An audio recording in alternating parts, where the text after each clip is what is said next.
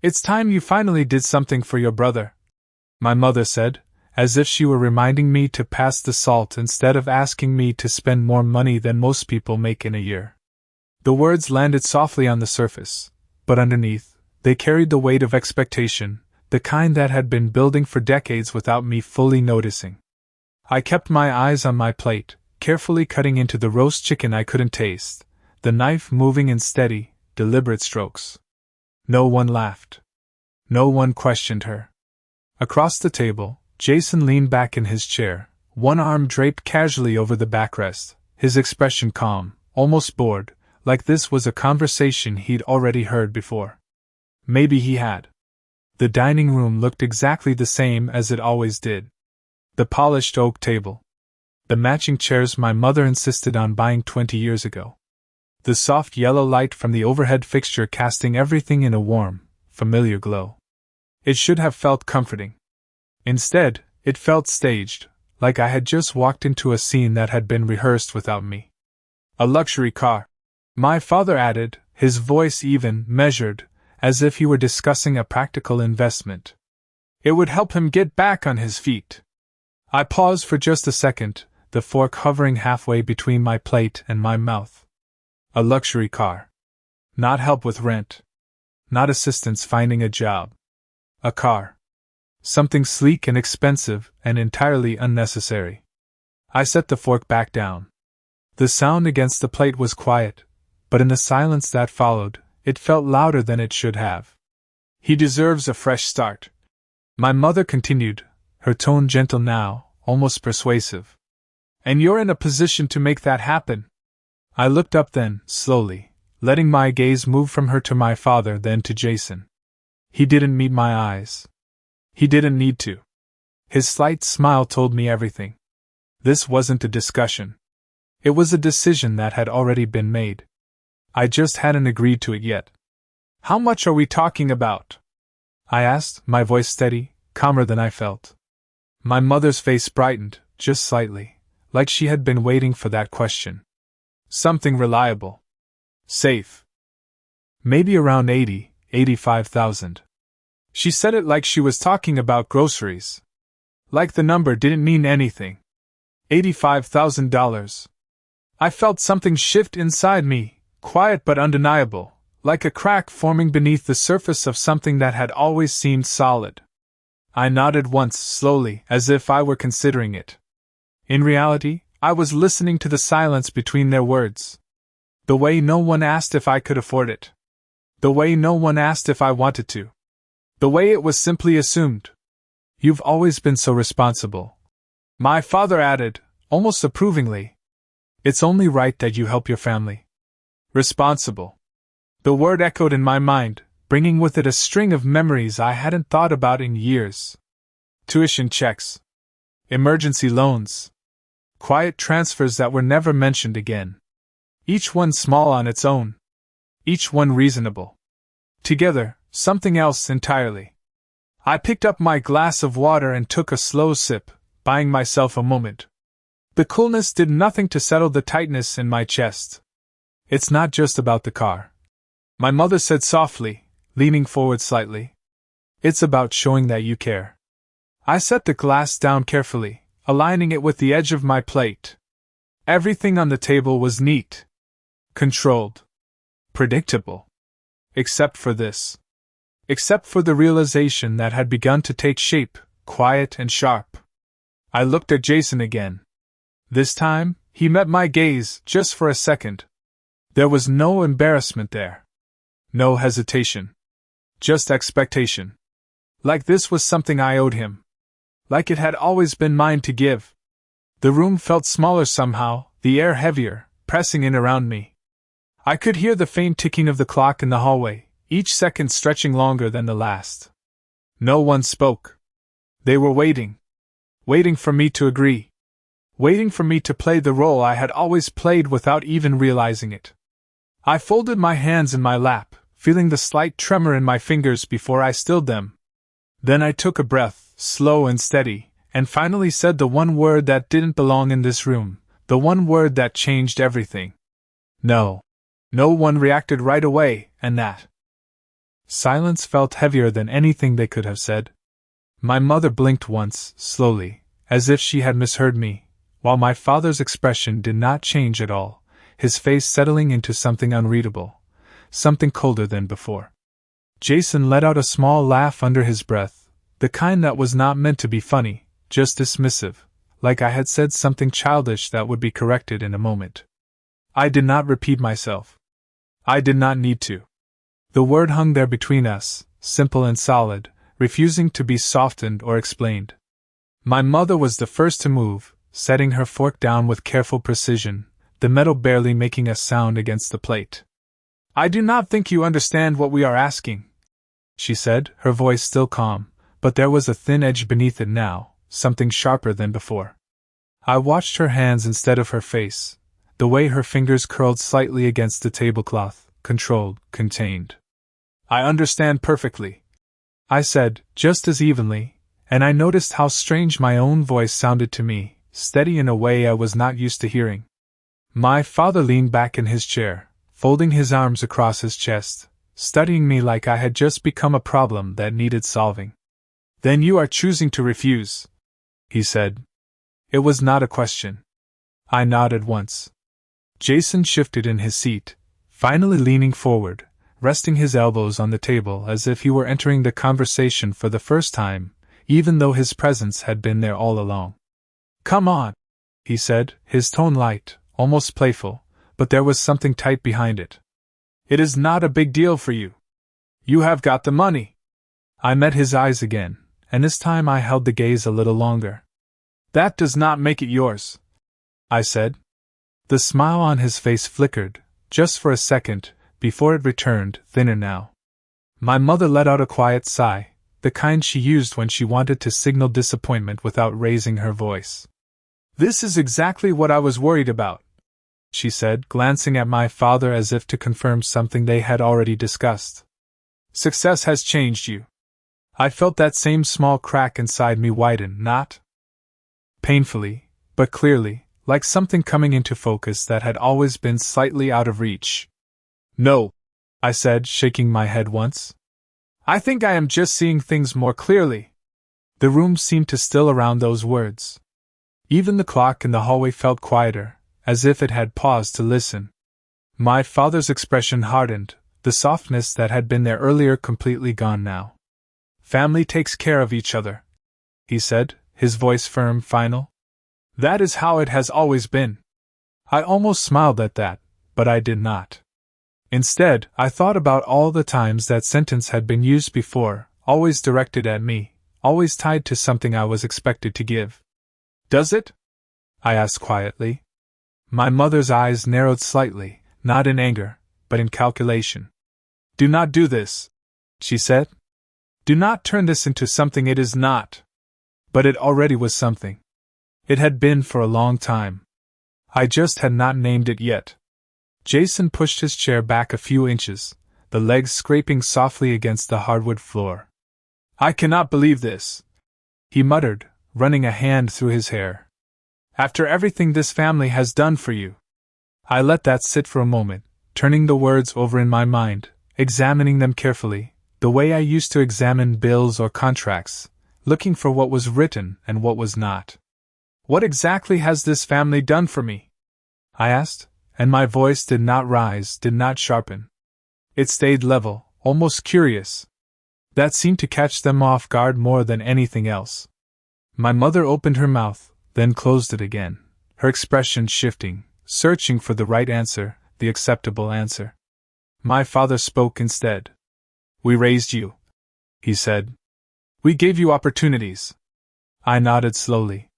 "And I built something with those opportunities," I replied. "That does not mean I owe you $85,000 for a car." Jason let out a short, humorless laugh. "Wow," he said. "That is how you see it. Like it is some kind of transaction." I looked at him, really looked this time, at the ease in his posture, the certainty in his expression, the complete absence of doubt. "Is it not?" I asked. No one answered. The silence returned, thicker now, heavier, pressing in from all sides. My mother finally looked away from me, her gaze dropping to the table as if something there required her attention more than I did. "I never thought you would be this selfish," she said softly. The word landed differently than it used to. It did not sting. It did not settle into me the way it once might have. It simply passed through, like something that no longer belonged. I reached for my napkin, folding it neatly beside my plate, my movements slow, deliberate, controlled. Then I pushed my chair back and stood, the sound echoing slightly in the quiet room. "Then I guess we are both learning new things tonight," I said. I did not wait for a response. I did not look back. As I walked toward the doorway, I could feel their eyes on me, could almost hear the thoughts forming, the plans shifting, the expectations rearranging themselves. But for the first time, none of that felt like it belonged to me anymore. I did not stop until I reached my car, my hand steady as I unlocked the door, even though I could feel something shifting inside me, something unfamiliar and unsettling, like stepping onto ground that looked solid but had never been tested before. The night air was cool, carrying the faint scent of damp leaves and distant traffic, and for a moment I just stood there beside the driver's door, breathing it in, letting the silence wrap around me. No voices. No expectations. Just the quiet hum of the world continuing without asking anything from me. I slid into the driver's seat and closed the door, the sound sealing me off from everything I had just left behind.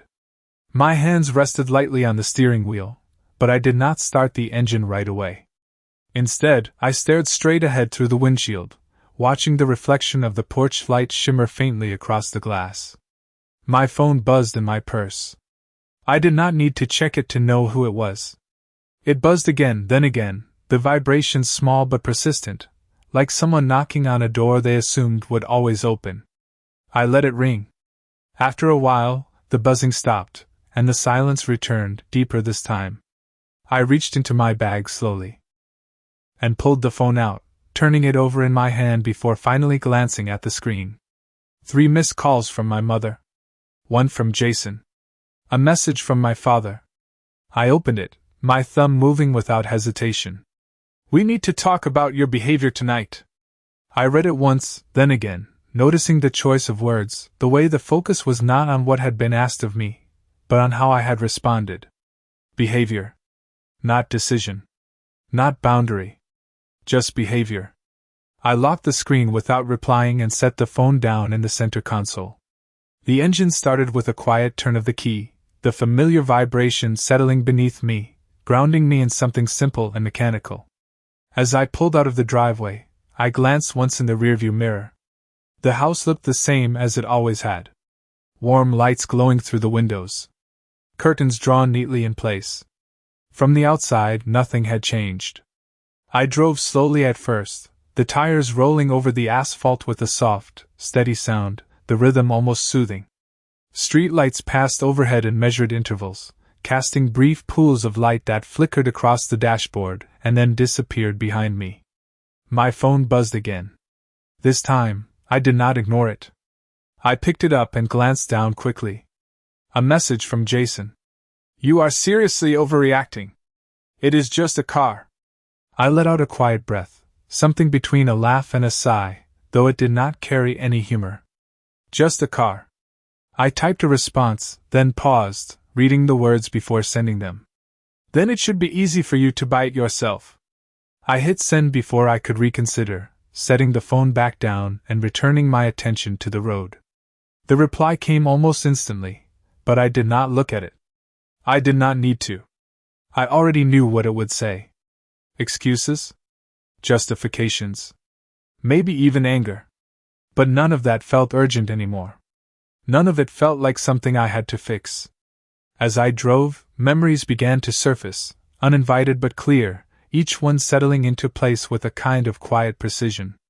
The first time I had helped Jason with rent after he lost his job, promising it was temporary.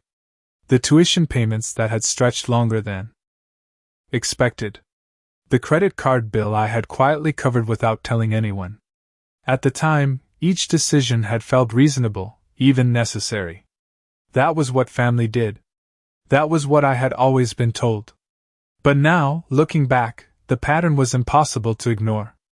It had never been about one thing. It had always been about the next thing. And the next. And the next.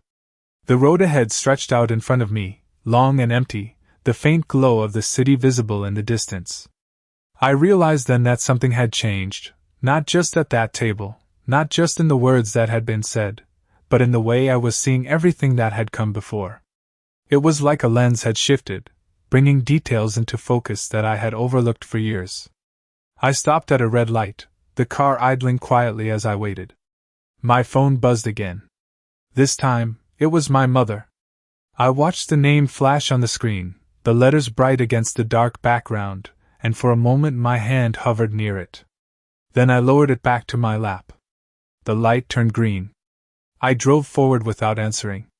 The city grew closer, the buildings rising up ahead, their windows lit in neat rows like a grid of distant stars.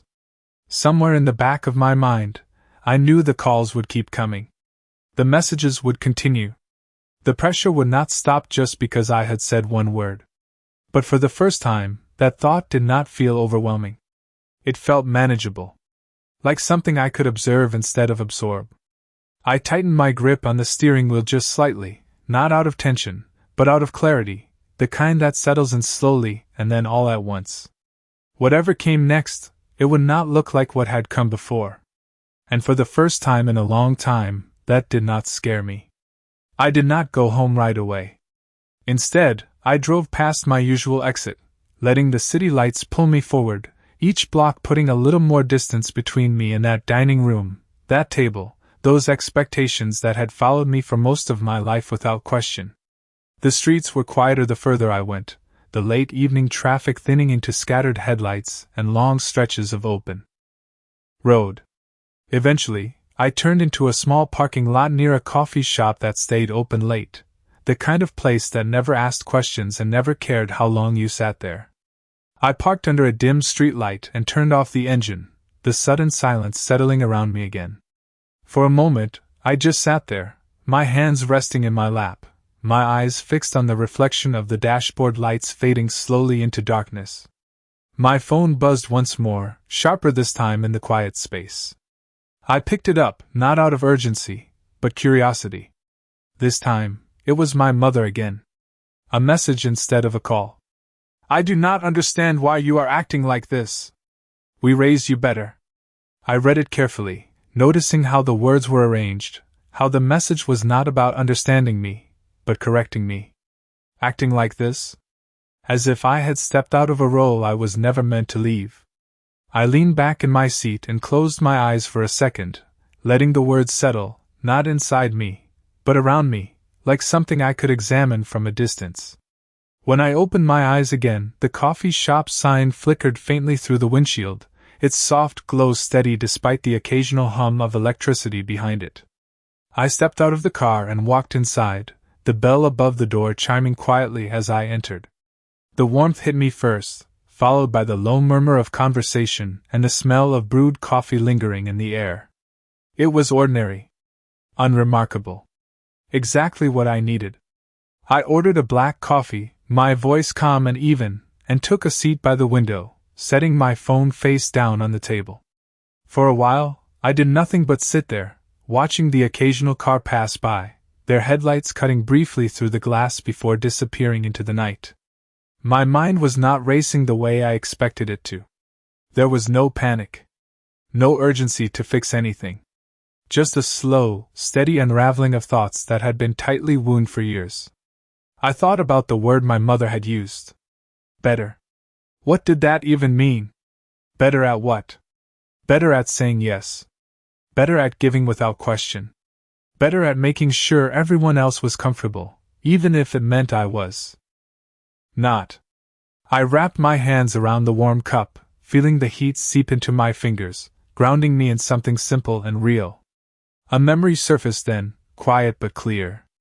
I was 22, standing in the same dining room, holding an acceptance letter for my first job. I had been excited, nervous, hopeful.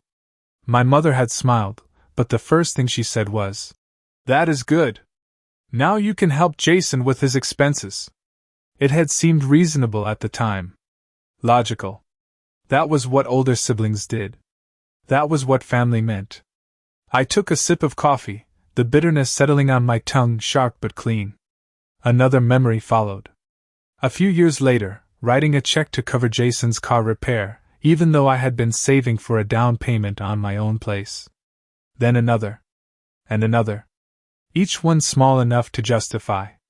Each one easy to explain away. Until tonight. Tonight, it had not been small. It had not been easy to ignore. It had been direct. Clear. Impossible to soften. I reached for my phone again, not to respond, but to look. There were more messages now. From my father. From Jason. I opened one from my father first. "You are making this more complicated than it needs to be." I read it once, then set the phone back down. Complicated. That word almost made me smile. As if the problem was not the request, but my refusal. As if everything would be simple again if I just went back to saying yes.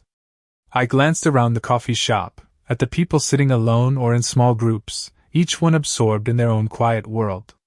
No one here knew me. No one here expected anything from me. And somehow, that felt more honest than the place I had just left. My phone buzzed again, but this time I did not reach for it. Instead, I picked up my coffee and took another slow sip, letting the warmth settle into me, steady and controlled. The realization that had started earlier continued to take shape, clearer now, more defined. This was not about a car. It had never been about a car. It was about a pattern. A role. A version of me that had been accepted as long as I stayed within its boundaries. And the moment I stepped outside of it, everything shifted. I looked down at my hands, resting calmly on the table, and noticed how still they were. No shaking. No hesitation. Just stillness. Outside, a car passed by, its headlights briefly illuminating the glass before fading into the distance. I watched it go, then turned my attention back to the quiet space around me. For the first time, I was not thinking about how to fix what had just happened. I was thinking about what would happen if I did not. I stayed at the coffee shop longer than I planned, not because I needed more time to think, but because I realized I did not feel the need to rush back into anything that had been waiting for me before. The cup in front of me had gone cold, untouched for several minutes, but I did not mind. The stillness had settled into something steady, something I could sit with without feeling like I had to fill it. My phone remained on the table, face down, quiet now after what had been a constant stream of messages earlier. Eventually, I turned it over, not out of obligation, but because I wanted to see what had changed, if anything had. There were more messages, as expected. My mother again. My father. Jason. I opened my mother's first. "You left without resolving anything. This is not how a family communicates." I read it slowly, letting each word land exactly as it was written. Not resolving anything. As if resolution had only one acceptable outcome. As if the only unfinished part of the conversation was my refusal to agree. I set the phone back down and looked out the window again, watching a couple walk past, their conversation soft and indistinct, their pace unhurried. For a moment, I wondered what it would feel like to have relationships that did not come with conditions that only appeared when something was being asked. My phone buzzed again, this time a call. Jason. I let it ring once, twice, 3 times before I picked it up. I did not bring it to my ear right away. I just held it there, feeling the faint vibration before it stopped. Then I answered. "Hello?" There was a pause on the other end, just long enough to feel deliberate. "So you are actually serious?" Jason said, his voice different now, stripped of the casual tone from earlier, replaced with something sharper, more direct. "You are really going to make this a problem?" I leaned back in my chair slightly, my eyes still on the window. "It is already a problem," I said calmly. Another pause. "It does not have to be," he replied quickly. "You are the one making it difficult. It is one car. You spend more than that on things you do not even need." I let that settle, the assumption behind it, the way he spoke about my life as if it were an open account he could reference whenever it suited him. My expenses are not part of this conversation, I said. They are when you are refusing to help your own family, he shot back. The word refusing hung there for a moment, heavy and intentional. I could hear movement in the background, faint voices, probably my parents nearby, listening, waiting. I have helped, I said, my tone still even. Many times. That is different, Jason said quickly. Those were small things. This is important. I almost smiled again, but it did not reach my face. Small things. I thought about the checks, the transfers, the quiet adjustments I had made without ever mentioning them. Small, only because they had been spaced out enough to avoid attention. Important to who? I asked. He exhaled sharply. You know what I mean? No, I said. I do not think I do. The silence on the line stretched longer this time, less controlled, more uncertain. When he spoke again, his voice had shifted slightly, softer, but not in a way that felt genuine. Look, I just need a break right now, he said. Things have not been easy. You have always been the one who could step in. Why is this any different? I closed my eyes for a second, not out of frustration, but because the answer was so clear now it did not need to be forced. Because this time I am choosing not to, I said. There it was. Simple. Direct. Final. He did not respond right away. I could hear his breathing, uneven now, the controlled tone slipping just enough to reveal something underneath it. You are going to regret this, he said finally. Not loud. Not dramatic.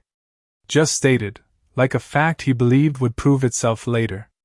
I opened my eyes and looked at my reflection in the window, faint but visible against the dark outside.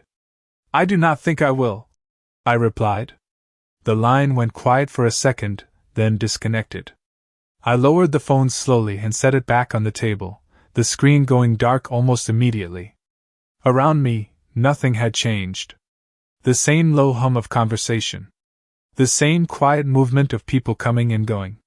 But something inside me had settled into place, something that no longer felt uncertain or fragile. I finished the last sip of my now lukewarm coffee and stood, gathering my things without hesitation. As I walked toward the door, I felt lighter, not because anything had been resolved, but because I had stopped trying to resolve it in the way they expected. Outside, the night air felt cooler than before, sharper, clearer. I unlocked my car and paused for just a second before getting in, not out of doubt, but out of awareness. The calls would continue. The pressure would come back in different forms. But for the first time, I understood something I had not fully grasped before. Saying no had not created the problem. It had revealed it. I drove home without turning on the radio, the quiet inside the car no longer heavy but steady, like something I had chosen instead of something I was trapped in. The streets were nearly empty now, the city settling into that late-night stillness where everything feels slower, more deliberate.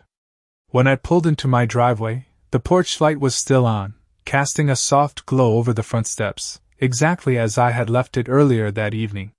For a moment I sat there with the engine off, my hands resting lightly on the steering wheel, looking at the house as if I were seeing it from a distance for the first time. It had always felt like a place I returned to out of routine, a continuation of everything that had come before. Tonight it felt different. Not unfamiliar, but separate. I stepped out of the car and walked inside, the quiet of the house greeting me immediately. No voices. No expectations waiting behind closed doors. Just the soft hum of the refrigerator in the kitchen, and the faint creak of the floor beneath my feet. I set my keys down on the counter and took off my coat slowly, hanging it in its usual place, each movement calm, unhurried. My phone buzzed again on the counter, the screen lighting up in the dim room. I glanced at it briefly. My mother. Another call. I let it ring. It stopped after a few seconds, then started again almost immediately. Persistent. Predictable. I turned away from it and walked into the living room, lowering myself onto the couch, my body sinking into the cushions as I exhaled quietly.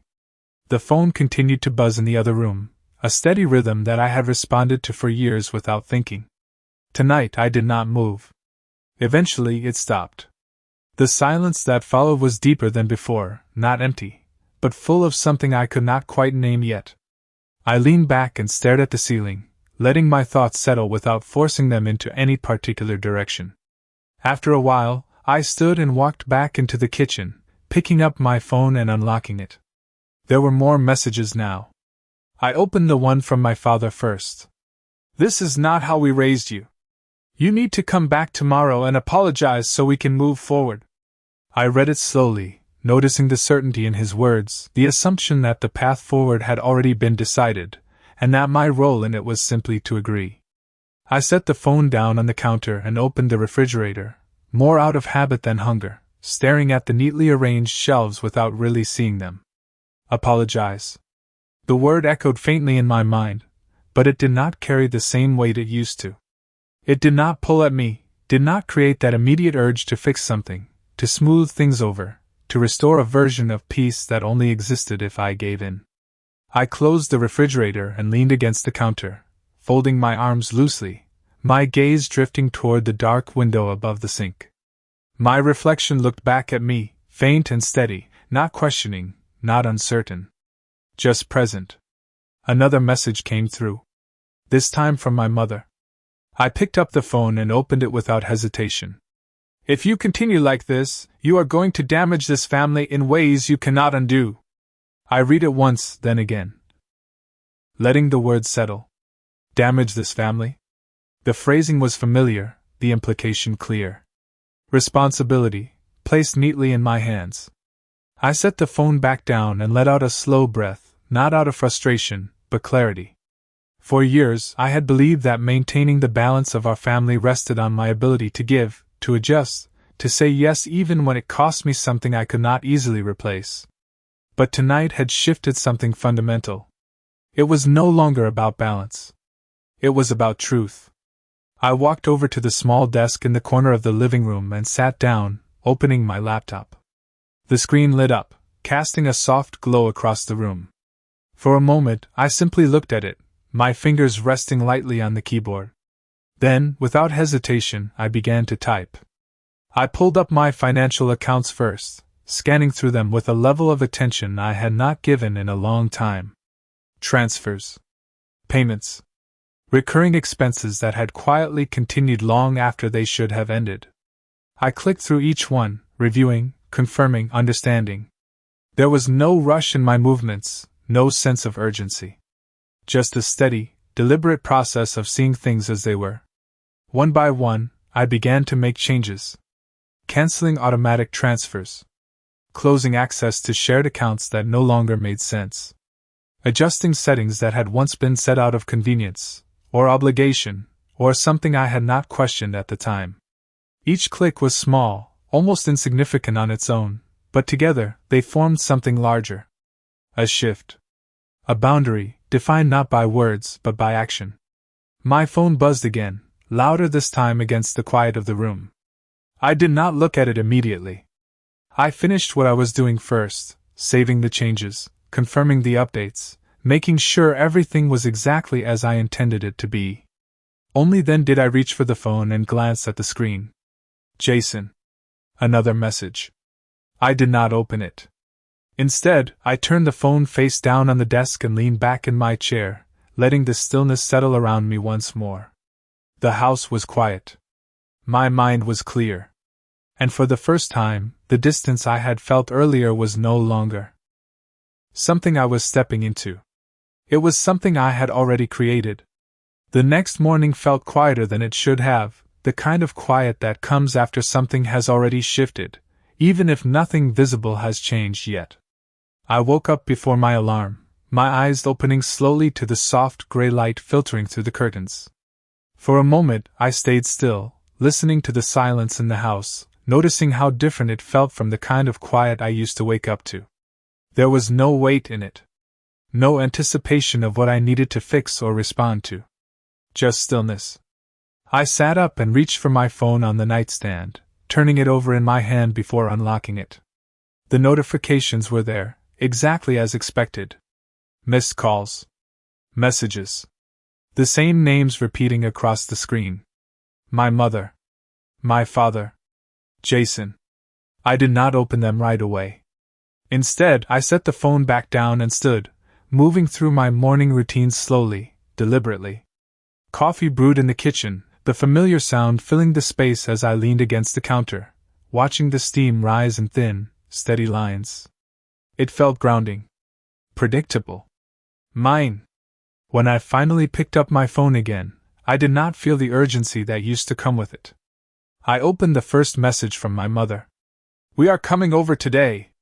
We need to settle this face to face." I read it once, then again, noticing the certainty in her words. Not asking.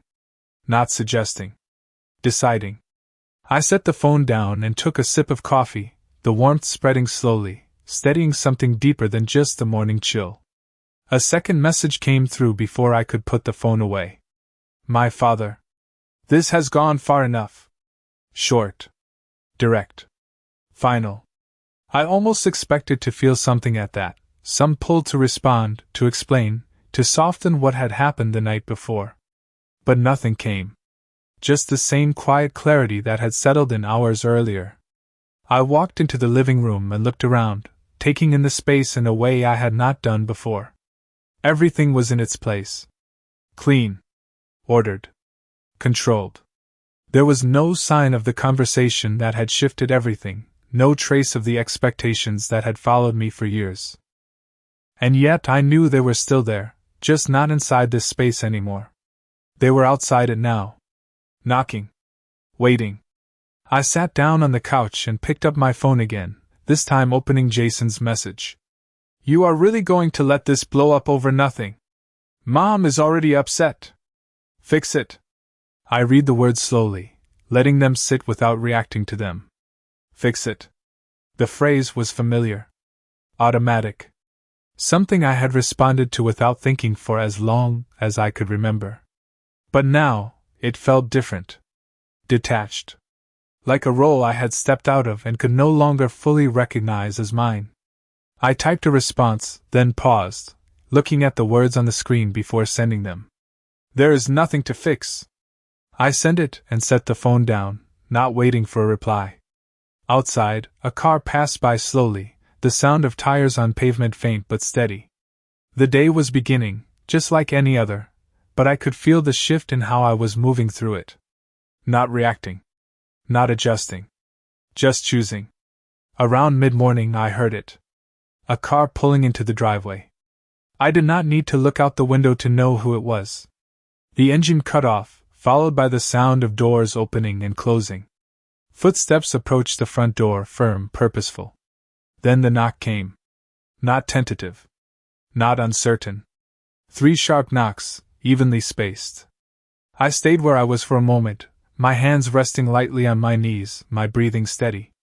The knock came again, louder this time. I stood slowly and walked to the door, my steps measured, unhurried. When I reached it, I paused, my hand resting lightly on the handle. Then I opened it.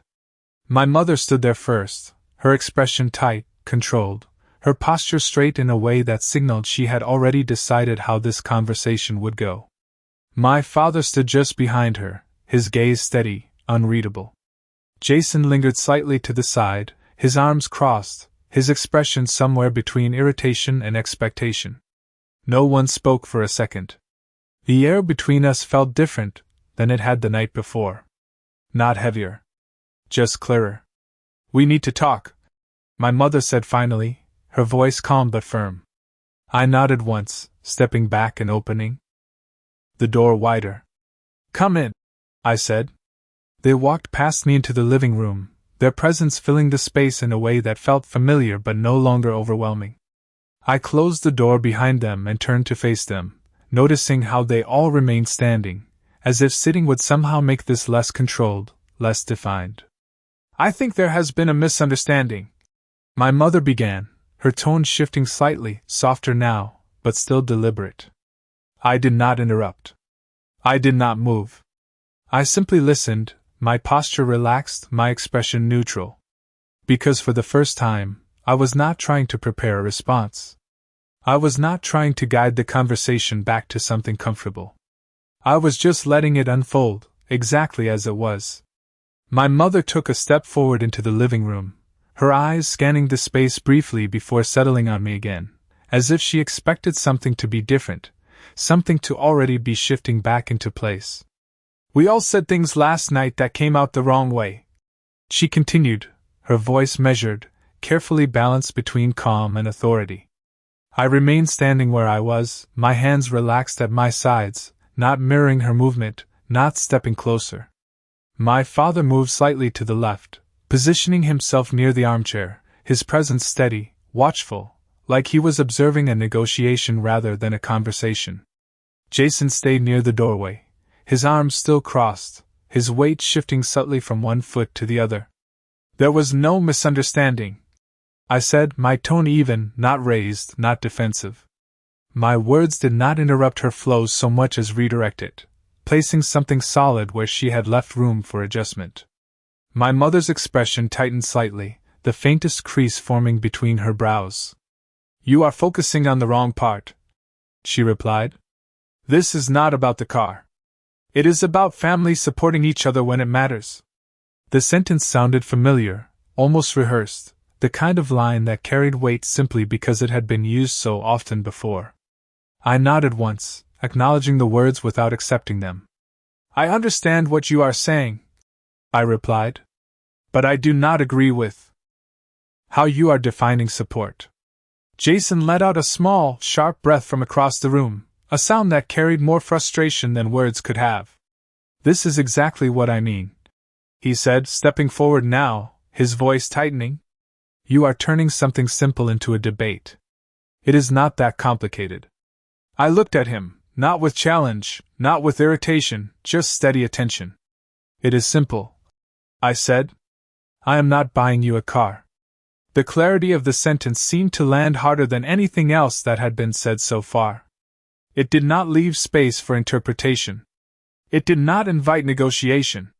My father straightened slightly, his posture shifting in a way that signaled he was stepping in. "You are being unreasonable," he said, his voice calm but firm, each word placed carefully. "Your brother is in a position where he needs help, and you have the means to provide it. That is the reality." I let the words sit between us for a moment before responding. "Having the means does not create an obligation," I said. "And needing help does not justify asking for anything without limits." My mother shook her head slowly, her expression now moving beyond controlled into something closer to disbelief. "No one is asking for anything without limits," she said. "We are asking for something appropriate, given your situation." I felt the familiar pattern in her words, the way they shifted the focus from the request itself to the idea of what was considered appropriate, reasonable, expected. "Appropriate according to who?" I asked quietly. The question lingered in the air, unanswered for a second too long. Jason stepped forward again, his patience clearly thinning now. "According to reality," he said, his voice sharper. "You are doing well. I am not. That is how it works. You help where you can." I studied his face for a moment, the certainty in his expression, the complete absence of hesitation. "That is not how it works," I said. "That is how you want it to work." His jaw tightened slightly, the first visible crack in the confidence he had carried into the room. "So that is it," he said. "You are just going to sit there and say no, and that is supposed to be the end of it." I did not answer right away. Instead, I walked past them into the kitchen, not to leave the conversation, but to shift its space, to move it into something that felt more grounded. I poured myself a glass of water, the sound of it filling the silence behind me. When I turned back, they had followed, their presence now closer, more immediate. I took a slow sip before setting the glass down on the counter. "Yes," I said finally. "That is the end of it." The words settled into the room with a quiet finality, not loud, not forceful, but undeniable. My mother's shoulders stiffened, her composure slipping just enough to reveal the tension beneath it. "You cannot just decide that," she said. "This affects all of us." I met her gaze directly, not with defiance, but with clarity. "It affects me first," I replied. "And I have decided." My father exhaled slowly, his gaze shifting away for a moment as if recalculating something he had expected to go differently. Jason did not speak again. He just stood there, his arms no longer crossed, his posture less certain than before. The room felt quieter now, not because the conversation had ended, but because something had been removed from it.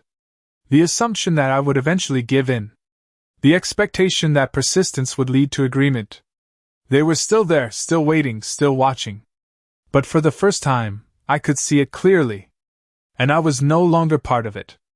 No one spoke after that, not right away, and the silence that followed was not the same as before. It was not filled with expectation or pressure. It was different. Thinner. Like something that had been holding everything together had finally been removed, leaving only what was real underneath. My mother was the first to move, her hand adjusting the sleeve of her coat in a small, controlled motion, the kind that signaled she was trying to regain something she felt slipping. "If this is how you are going to be," she said slowly, her voice quieter now but no less firm, "then you need to understand that there will be consequences." The word lingered in the air, familiar and heavy, something that had once been enough to make me reconsider, to step back, to find a way to soften whatever line I had drawn. But now, it landed differently. It did not pull at me. It did not create urgency. It simply existed, like a statement that no longer held the same authority.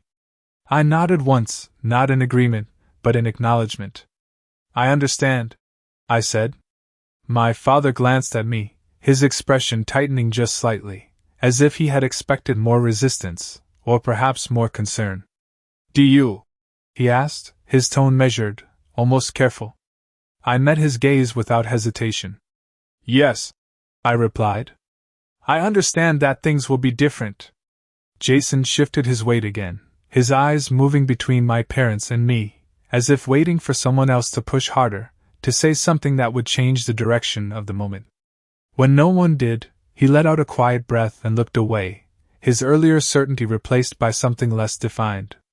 My mother took a step back, her posture straightening again, her composure returning in small, deliberate pieces. "We did not come here to argue," she said. "We came here to fix this."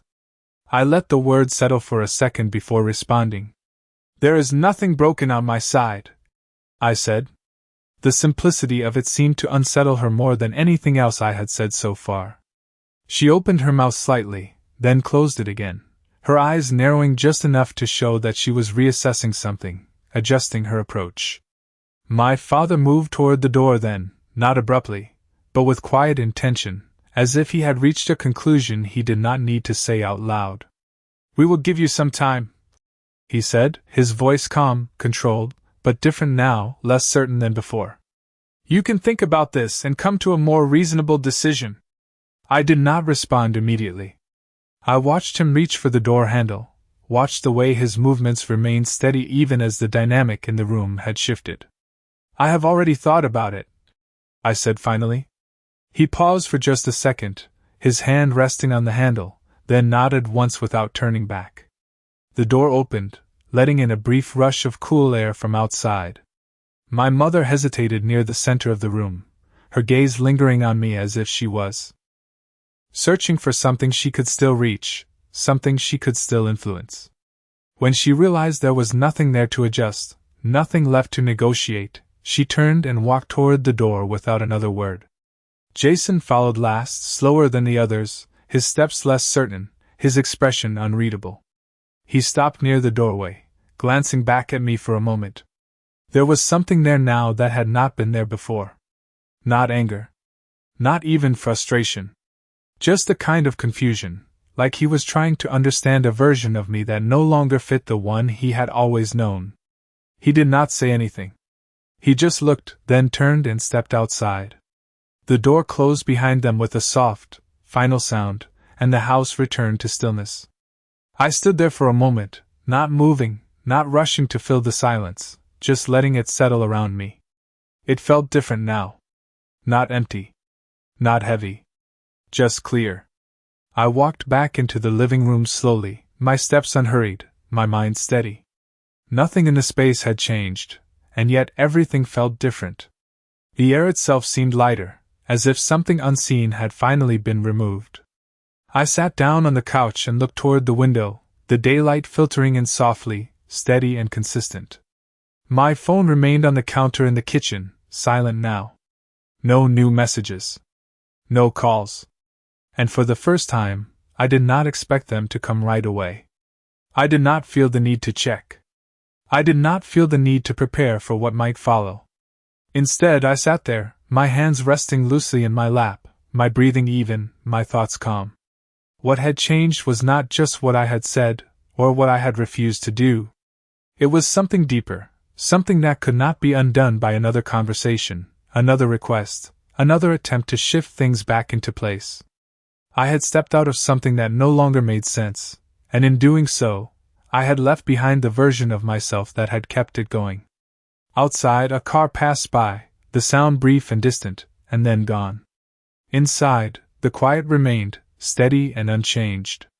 And for the first time, it felt like it belonged to me.